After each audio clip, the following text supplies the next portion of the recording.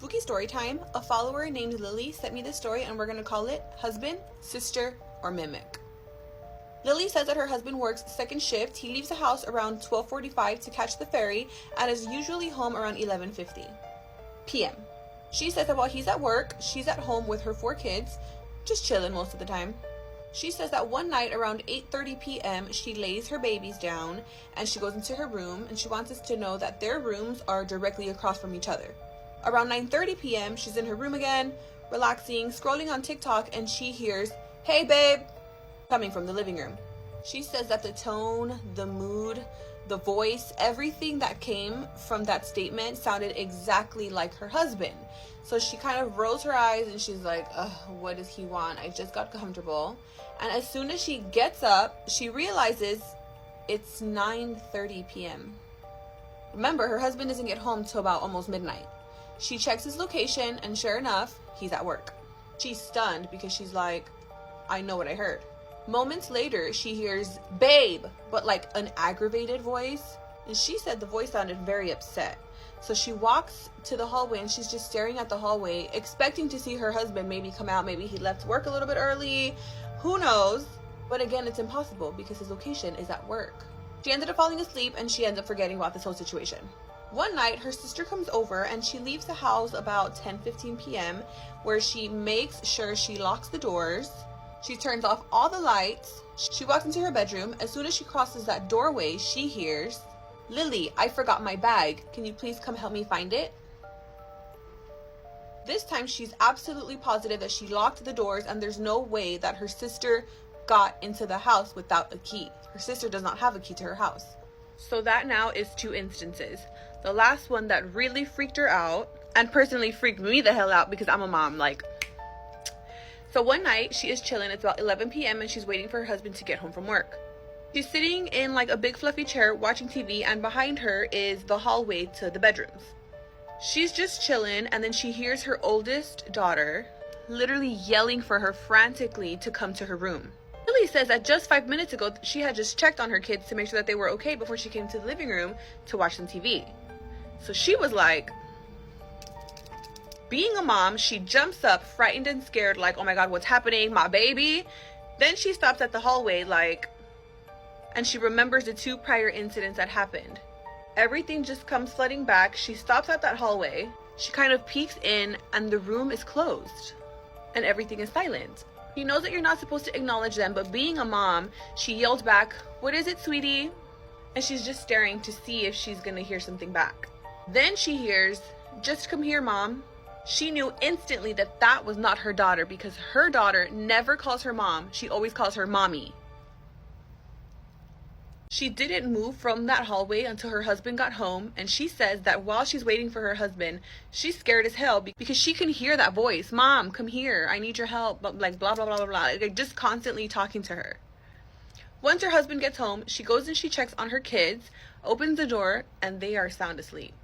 Lily says that she saged the whole house, and ever since then, she hasn't had any mimic, voices or anything like that, but she says that the house always feels heavy. She's constantly hearing footsteps, something touching her, and just constant knocking on walls and doors and stuff. Thank you so much to Lily for this story. If you guys have any other stories that you'd like for me to read, send them via DM or email, and I love to read them, and I will see you guys in the next spooky story. Bye! Spooky story time with proof. Follower named Monica sent me the story, and we're gonna call it My Dad's Friend. Monica is 25 years old now, but she says her whole childhood, her and her family would go camping all the time. She says that they went so often that she feels like she knows the area very well.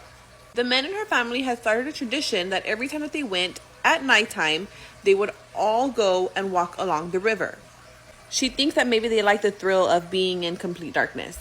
One particular night, it was her dad, her uncles, and their friends, and they decided to go for a walk. And they decided to start snapping pictures of things and stuff to see if they would catch anything spooky. And they started taking pictures of each other. And then they got what they wanted. One of her dad's friends took a picture of another friend who was standing on a rock. They went about their night, and then later they started looking at all the pictures. And the picture of the friend looked off, different. His face and his hands were completely disfigured.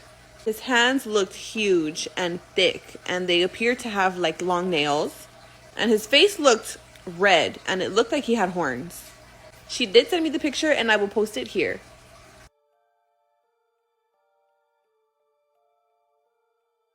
She said that after seeing that picture, they immediately called it a night, and that was the last time that this specific friend ever went camping with them. Later, they found out that he actually worshipped. She knows that people have different opinions about this, whether it's good, whether it's bad, and she has no judgment, but what she knows is that it can be a little negative. And for some reason, she thinks that this might have something to do with this whole picture thing. She said that she was a teenager when this happened, and she's always been very skeptical about this picture, but everyone involved has always said the same exact story. The story has not changed, and she says that this picture was taken about 10 years ago, so she doesn't even think that they were able to edit, and everyone again involved has said that this picture was not edited, like this is legit. What do you guys think? Thank you so much to Monica for sending me this spooky story. If you guys have any other stories that you'd like for me to read, please send them via DM or email, and I'd love to read them, and I will see you guys in the next spooky story. Bye! Today's creepy, scary story time is about why you should not tell Randonautica to take you to something scary. So this story takes place in Mayfield, Kentucky in 2021 when Randonautica was really popular. So my follower, her ex-roommate, and her fiance at the time, so ex-fiance, decided to try Randonautica, and they set the intention for something scary. The thing that they got was a few blocks away, and so they decided to walk because she said that her ex-fiance had been drinking, the roommate didn't have a license, and my follower just did not like to drive. So they chose to walk because it wasn't that far anyway. So they walk and they get to this big mansion. It's a well-known mansion in that area. She said it has an upstairs like balcony and window, and it's on a giant piece of property. They get to the house and they don't want to walk on the property because she felt weird about that, which I understand that. I wouldn't want to walk on someone else's property either. She said it's like a long walk up to the house anyway, and they don't want to do that. So they're just standing there for like 5 minutes, and she's kind of like, okay, this was a waste of time. She also said that it's October and this specific mansion never decorates, which is important for the next thing. So they start to leave because, like I said, she was like, this is such a waste. This was so stupid. Nothing happened. We didn't find anything. And they start to walk away, and she looks up one more time at that window with the balcony and sees a woman in what appears to be a wedding dress. She found it to be really odd because, again, they don't decorate or do anything creepy typically. So she was like, she showed her roommate and fiance at the time, and they all got really freaked out, but they were like, maybe they were just tired of us standing here in front of their house, and they decided to try and creep us out to get us to leave. And so they ended up leaving. Well, a few days later, they were like, let's just try again. So this time they set the intention for the word run. Now this time it was dark outside. It was about 10 or 11 p.m., but she said it wasn't a big deal because the location that it picked was only a few blocks away, and it was at a football stadium in an area where she was very familiar with because she did marching band there. Right next to it was the dog park, and right next to that was where her grandma works at the Senior Citizen Center. And so she was like, there's a lot of lights out there, so I didn't think that it would be that bad. And so they head over there. They get over there and they start walking through the grass, and this black car starts slowly like creeping near them. And immediately she's like, okay, I don't play about my safety. I have a pocket tool, a taser, and pepper spray. So this car keeps following them. So finally she stops and looks at the car and gives the "can I help you" kind of gesture. And this is when a man in his late 40s, early 50s rolls down his window and is trying to convince them to get in the car. She tells, her ex-fiance and her roommate, we need to go, like speed walk. Don't walk slow, and we don't need to go back the same way we came. We need to go another way. Let's try to get to this gas station. I think she said it's called Pockets gas station, so they can be around people, because right now they're alone out at nighttime and this is not a good situation. So they start rushing to this gas station, and they have to run down the highway for like quite a while. And they're on the right side, and they're like, okay, well, we're on the highway. We should be good because at least here there's cars passing by, and if we scream, I'm sure someone would notice, right? So, like I said, they're on the right side of the road, and the gas station is going to be up there on the left side of the road. But they have to pass this trailer park. When they start to pass this trailer park, this beam of light starts blinding them. And so she tells them, like, stop, let me see what the hell this is. And so she, like, you know how you put your hand out and you try to cover the light so you can see the person behind the light that's blinding you? Well, it's creepy guy in the black car. So she tells them, run. This man starts yelling at them in Spanish, and he's shining the light on them, like spotlighting them while they're running down the highway. So they get all the way to the red light, and they said they didn't even wait for the light to turn. They just ran straight across the street, and there's a fence around the gas station, so you have to go like around another way to get in there. But they said they just had to jump the fence. They ran in the store, and the two ladies that were working there were asking, like, are you guys okay? And they're like, no. There is a creepy man in a black car who is literally chasing us and has followed us all the way from the football field.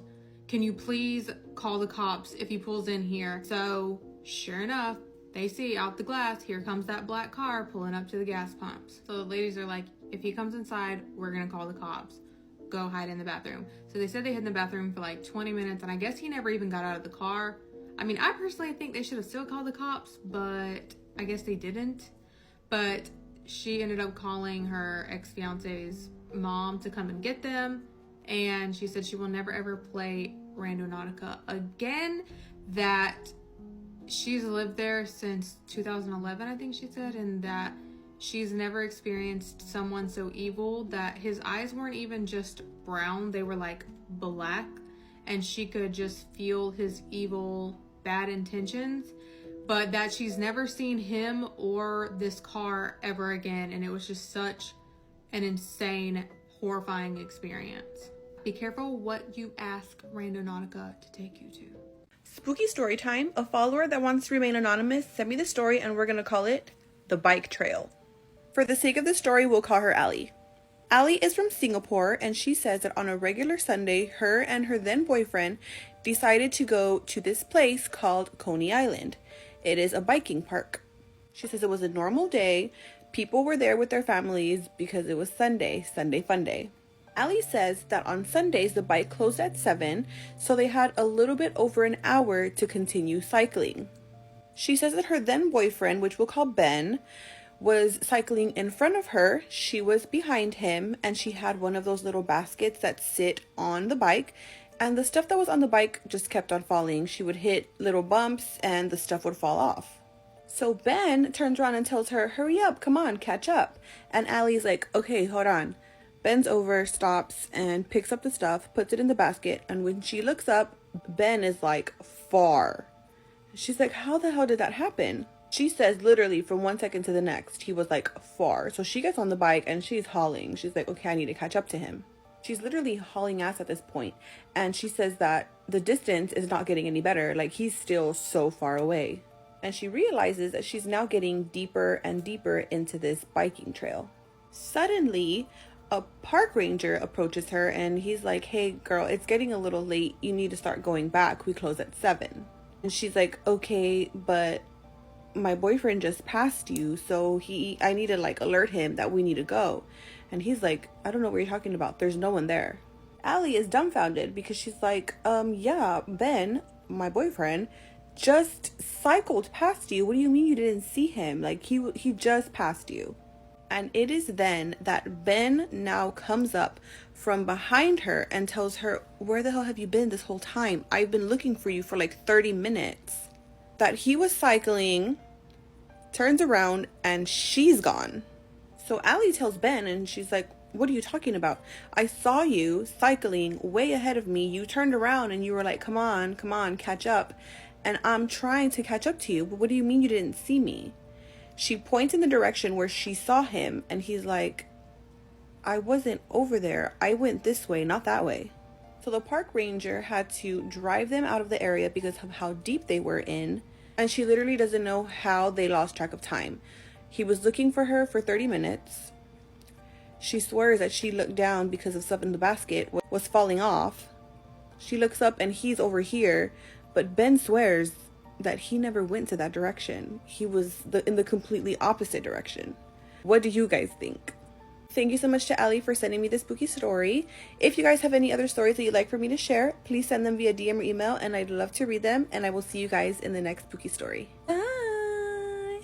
So this story tonight that I'm about to tell you, I cannot believe that the story actually happened. It actually blows my mind. You have to hear the end. Okay, so the storyteller's name is Jack, and the story is about Jack's grandfather. And Jack's grandfather worked for the railroad. Being that he wasn't married yet and he didn't have any kids, he had a nice car and he liked to go out on the weekends. So one Friday night, he is going to a dance, but he's late for the dance, so he has to take a different route than he usually does. So he takes a shortcut, and it's on this curvy road. So he's just driving through this curvy road. He had to go up a hill, and it was pretty sunny outside, and the sun was kind of blinding him for a second. And he realizes directly after this that there is a person in the road, so he had to swerve to miss this person. So he goes off the road, down a ravine, and just slams into a tree. And he must have passed out for a little bit, because the next thing he knows, he wakes up to this young man going, Mister, you all right? And Jack's grandfather is like, yeah, I'm all right, but my head is splitting and my knee is on fire. He's like, I'm okay, I'm all right. So the kid helps Jack's grandfather get out of the car. He grabs his duffel bag and they walk up the bank. So they then get to this road and they just sit down on the road. And Jack's grandfather can see that there's a house nearby. And so Jack's grandfather said to the young man, is that your house? And he says, yes. So it was at this moment that Jack's grandfather realized that the kid had a hair lip and he spoke with a lisp. He was pale, redheaded, he looked friendly enough. So Jack's grandfather is then like, do you have a phone at your house? And the kid's like, no. And he's like, well, when will your parents be home? And the kid just responds and says, I have no idea when they're going to be home. So he then asks where the nearest neighbor was. And he tells him that the nearest neighbor is way down the road, about 6 miles down the road, where he had previously passed a white fence. But the young man is like, you can come to my house. And so Jack's grandfather is like, all right. So the little boy, or the young man, helps him down the driveway because he's limping at this point. So they get to the house and he notices that this house is run down and it is freezing in there, even though it is a mid-June day. His grandpa also notices that there's no central heating, there's no wood stove, there's just a fireplace. So he then asks the young man, why is it so cold in here? And the boy just flat out responds,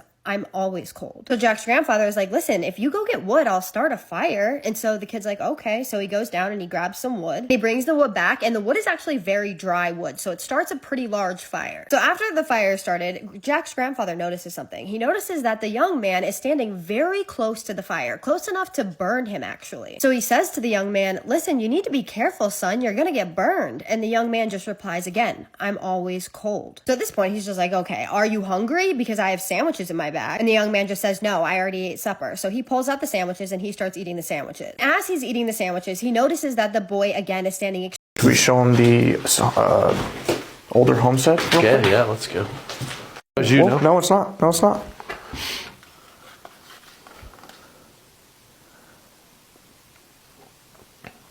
Was that you?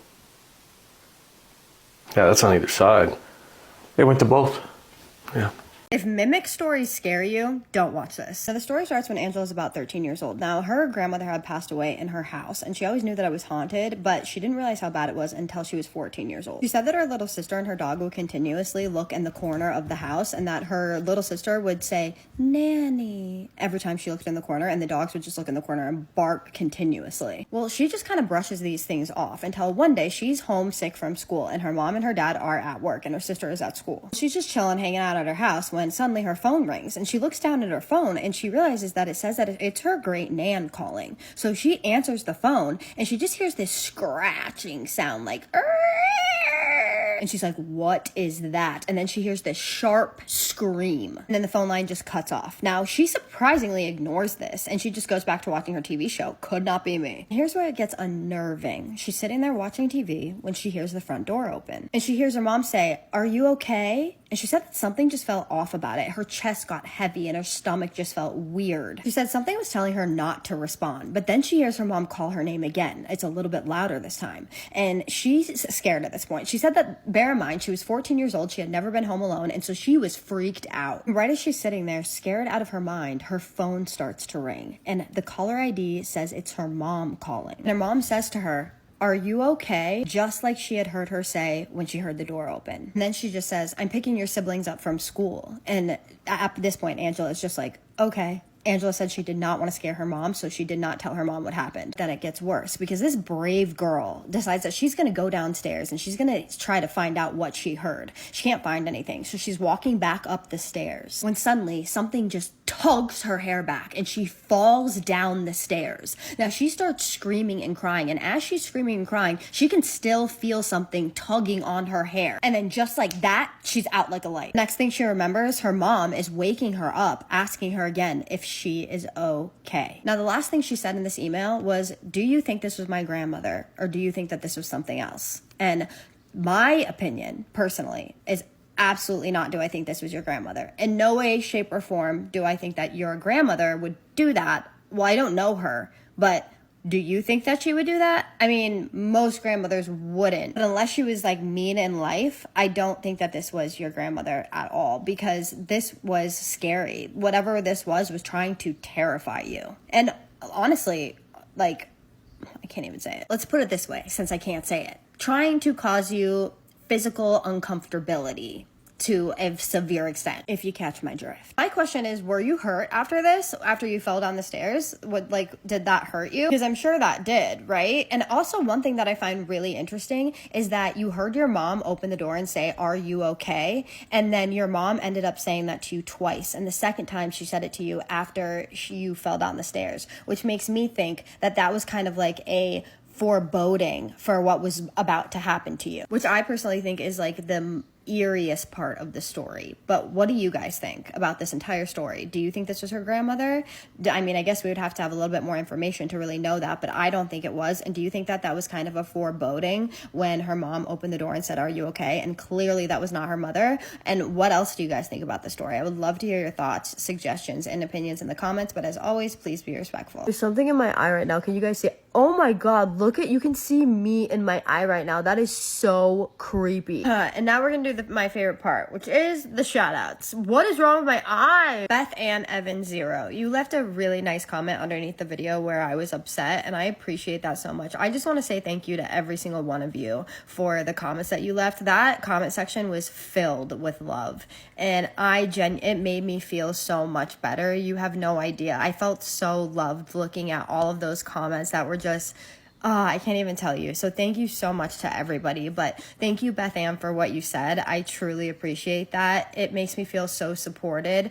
And you have no idea how comforting that was at a time that I was so upset. So thank you for bringing me comfort like that. And thank you for supporting me and being here and just like watching my video. I was about to say show. Watching my videos. I appreciate you more than you know. And I love you, girl. Drink hemlock tea. You left such a nice comment. Thank you so much for what you said about my storytelling style and just about how I tell stories. And I cannot tell you how much that meant to me, what you said. So thank you, because that made me feel so much better. It made me believe that I can still make these stories scary, which I know that I can. I know that I can until we get to a point where I can do everything again, because there will be a point where I can do what I was doing before again. It will just take some time. But it really made me believe in myself more. So I really appreciate you doing that. It meant so much to me. Thank you for supporting me. Thank you for being here. Thank you for watching my videos. And I can't show enough appreciation. So I love you. And guys, tell me what you want me to look up, because I also want to start searching things too, like paranormal stuff. So tell me what true paranormal things you would like me to look up and study, and then I can make a video out of it. So it can be a movie, it can be an urban legend, it can be, well, I guess urban legends aren't technically true, but some of them may be. It can be like something that happened, like a famous case, but let me know. Drop it in the comments and I will research it. But with that being said, my name is Kaisa and I tell true scary stories on here every single night that you guys submit to me. So if you're into that, hit that follow button, and I just need you to do 3 things for me. And what are those? Keep sending me your scary stories. Have a safe night. And what's the third one? Say it with me. Have a spooky night. Love you guys so much. See you in the next one. Spooky kisses and haunted hugs. One of our creepy Storytime family members, Samantha, emailed a story to me, and it is so awesome because it kind of ties in ghost story, but also like glitch in the matrix. Creepy story time. So this story happened to Samantha and 3 of her friends back in the 80s. So they all go to Klein Falls State Park, which is in Redmond, Oregon. Samantha and her 3 friends, John, Donna, and Steve, go to this park around 10 p.m. Samantha says that this is usually the hangout spot where everyone in town goes. But on this particular night, she said nobody was there. She said it was completely dead, which is really, really weird for that area at that time of night. So they all get out of the car and they're just hanging out, wandering around, and then they hear the sound of a baby crying. She said the sound sounded like it was coming from below this nearby bridge, so John and Donna go to investigate. So they get over to that area and then they see a trash can where it sounds like this baby's cries are coming from. Now they go over to the trash can and they're flipping it open and emptying it out, trying to locate this baby. But then as soon as they empty out the trash can to not find this baby, they hear the voice coming from somewhere else now. So Samantha and Steve are now standing on the bridge and Donna and John are below, and now this baby's scream sound is coming from up on the cliff, like up past everybody. And when they all look up, they see what looks like these big glowing greenish yellow, almost like eyes, but they know that it couldn't be eyes like an animal or a person because they're big and they were almost 3 feet apart. So when Donna and John look up and see these eyes, they just run to the car. So at this point, Samantha pulls out a knife for protection, and now she and Steve are running up to the car. But she didn't realize how close Steve was behind her, and she turned around real fast and felt her knife go into his stomach.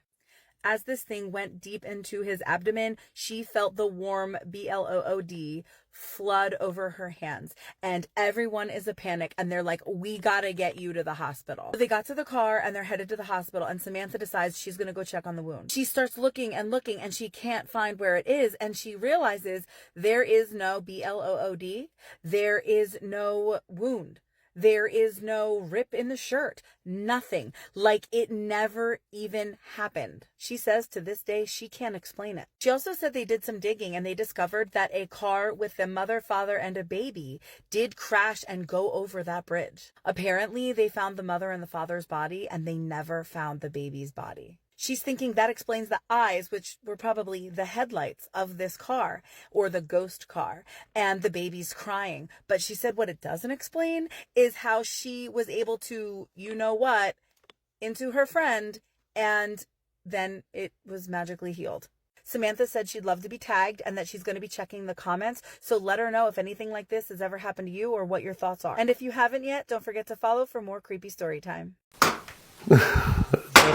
What the fuck was that? Bro! What's going on around you? I don't know. I'm frozen. I am frozen.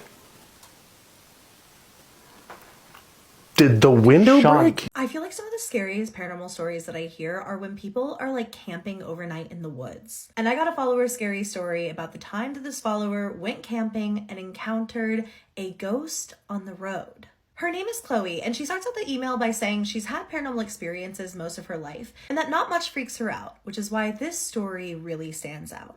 So back in 2021, Chloe had just gotten engaged to her fiance. They want to go on a trip to celebrate, and since they live near a national park and they love camping, they decide to head out. Chloe takes the first shift of driving, but as it gets later, she lets her fiance take over since he's just a better driver and she deserves passenger princess status. It's completely dark out now and they're on a one-way, single-lane road. Like no offshoots, no nothing. At one point, Chloe looks in the rearview mirror and she sees that there's this white truck behind them. One she absolutely had not noticed until that very moment. Just a very large pickup truck, and they just thought like, wow, we must be tired, didn't notice this truck, whatever. But then the truck starts behaving really, really aggressively. Like the driver behaves aggressively. The truck wasn't going full sentient. I mean, maybe it was, honestly. You listen to this and let me know. The truck starts like flashing their lights, honking the horn, revving their car. And it's really weird. Like the truck almost is swerving like it wants to go around them. But since it's a one lane, one way road, it can't. But also Chloe and her partner were going like 10 miles over the speed limit. There was no reason for this person to start acting like this. At some points, it's so bad that her fiance literally has to step on the gas so that they don't get hit by this truck. The two of them are really scared. I mean, they are alone in the middle of the woods on a one-lane road. Nobody is going to be able to come help them. And it's like, is this person experiencing road rage? Like, what's going on? Are they drunk? They thought they were in danger. And honestly, I would think the same. All of a sudden, the truck's headlights just go out. Chloe immediately turns around because her fiance is keeping his eyes on the road and the truck is gone. not swerved off the road, not taking a detour because there's no detour to take. The lights went out and it disappeared. It wasn't like the car ran out of gas and rolled to a stop. It wasn't like this truck driver was trying to scare them more. The car disappeared into the night. Chloe and her fiance just have chills down their spines. He's not a big believer in the paranormal, but in that moment, he knew something was up. They just drove in silence for a long time, trying to listen for the truck, assuming that the truck maybe would catch up with them at some point, and they didn't see something paranormal, but it never did. The truck was behind them, and then it wasn't, as if it just disappeared. Maybe the truck was sentient, because my follower ends the email by saying some people might try to explain this away, but my fiance and I know what we saw, and we both believe a vengeful spirit took the shape of a truck and was attempting to attack us. It may sound crazy, but I will say it was one of the scariest moments of my life. The way my heart was in my stomach, the panic in my fiance's voice, I'm eternally grateful no one got hurt, and I will go to the ends of the earth believing what we saw that night. Luckily, they arrived to the campground safe and sound with no injuries and enjoyed their trip. But what do you think they saw? Was this a ghost truck or something else? Stay spooky, friends.